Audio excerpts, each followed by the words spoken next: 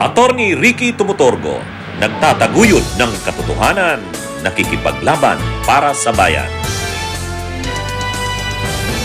Mga kabunyog, mga kababayan, magandang araw po sa inyong lahat. Welcome po sa isa na namang episode ng ating pong talakayan dito po sa ating Attorney Ricky Tumutorgo YouTube channel.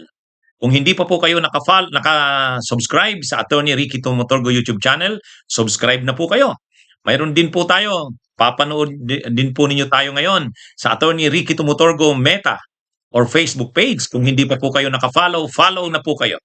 Ito mga kabunyog, mga kababayan, ang topic natin ngayon, si Congressman Beatrix Luistro.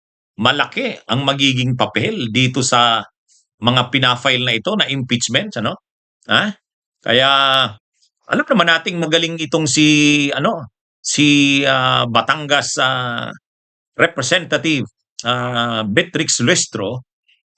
Nakita natin yan, yung mga pagdinig noon sa Quadcom, doon sa House Committee on Good Government and Public Accountability. Yung magaling, hinangaan natin yan si Congresswoman Luistro.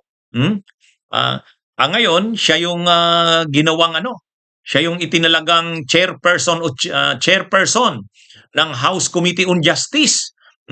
At ang House Committee on Justice ay mabigat ang tungkulin niyan, lalo ngayon na sunod-sunod ang mga pinafile na impeachment complaints. May impeachment complaints para kay PBBM, may impeachment complaint na ipafile kay Sara Duterte sa February.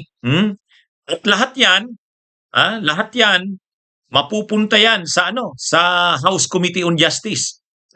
Kapag final yan sa Secretary General ng House, ang Secretary General naman ng House, i-refer yan sa office ng Speaker. Ang Speaker naman ang magde-decide kung i-refer na yan sa Committee on Rules. Katapos niyan, ipapasa na yan sa Justice Committee. Sa Justice Committee na yan tatagal.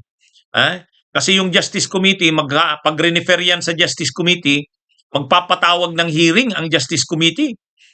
Iimbitahan, ipapatawag, ino-notify yung pinapa-impeach na official. At saka yung mga testigo, ipapatawag yan dyan. Magkakaroon ng hearing ang Justice Committee.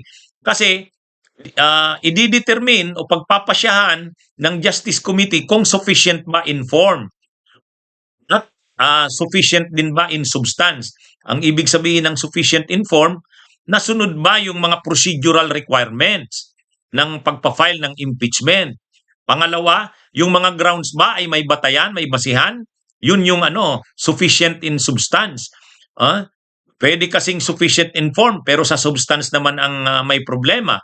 Kung kaganyan, anong magiging desisyon ng Justice Committee? Sasabihin ng Justice Committee, sufficient in form pero hindi sufficient yung substance. Ibig sabihin, yung procedure ay nasunod, yung form ng mga sinubmit na complaint pati mga attachments ay in order naman, umaayos naman, kaya lang yung mga sinite na grounds based sa ginawang hearing ay hindi makakatindig. So ang gagawin ng Justice Committee, i-dismiss. Pag dinismiss ng Justice Committee, hindi na yan i-refer sa plenary.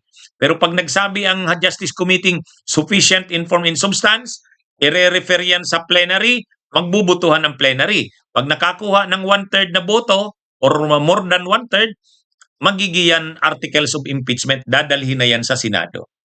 Kaya sino ang magdadalang tiyempo dyan? Ang chairman ng Justice Committee, at yan ay si Beatrix Luistro. Ngayon, pag may nag-file na naman kay Sara Duterte sa February, pareho na naman. Pag refer na naman yan sa Justice Committee, magpapatawag na naman ng hearing ang Justice Committee. Didesisyon na naman ng Justice Committee kung sufficient in form and substance or and substance. At ang magpe-preside diyan, makikita natin si Congresswoman Beatrix Luistro. Kaya kung noon, ang nakikita nyo noon, nagpe-preside sila Dan Fernandez, sila Benny Abante, sila Akop, sila Barbers, dito ang makikita na natin. Sulong-solo yan ni Sulong-solo yan ni Beatrix Luistro. Bakit sulong-solo ni Beatrix Luistro? Kasi isang committee lang ang mag-handle dito, Justice Committee, House Committee on Justice. Noon kasi yung Quadcom, 4 na komite yun na pinagsama-sama. Kaya yung mga chairman, yung mga chairman ng 4 na committees noon, lahat sila presiding. Lahat sila presiding. Dito hindi. Isa lang na committee ang magdidinig ng mga impeachment na yan, yung House Committee on Justice. At ang chairperson yan ay si Congresswoman Beatrix Lustro. Wow, talagang makikita natin dito si Beatrix Lustro, ano? Anong gagawin niya? Ha? Paano siya mag-preside? Bagay, nakita na rin natin eh. Nakita na rin natin. Kaya lang, lalo siya ngayong mag-i-stand out. Mga kabunyog, mga kababayan, pag magaling dito ang performance ni Congresswoman Beatrix Lustro, pang-senador yan. Pang-senador yan sa 2028. Dito makikita yung galing ni Congresswoman Beatrix Lustro. At pag nakarating sa Senado, ang impeachment, magkakaroon ng trial, si Congresswoman Beatrix Lustro na naman dyan. Malamang siya ang mag-i-head ng mga prosecutors ng House. Papunta sa trial sa sa Senate. Kaya alin man diyan, impeachment man yan kay PBBM, impeachment kay Sara, pareho si Congresswoman Beatrix Lustro ang magiging diyan ang papel niya. Kaya makikita natin ngayon kung noon si Dan Fernandez nakikita natin, si Barbers, ngayon si Beatrix Lustro. Nakikita rin natin noon si Beatrix Lustro, si Congresswoman Beatrix Lustro. Pero hindi siya yung presiding eh. Secondary yung role niya noon. Pero magaling na yun secondary yung role pero magaling. Ay ngayon siya talaga. Solo niya kasi House Committee on Justice lang ang diyan, ang magdidinig niyan. Nakalagay yan sa rules nila, House Committee on Justice ang magsasagawa ng pagdinig. Kaya abangan natin nai-excite na ang taong bayan sa magiging pagdinig ng House Committee on Justice. Bagamat alam naman nating kayang-kaya yan ni Congresswoman Beatrix Lustro, pero syempre nai-excite na tayong makita.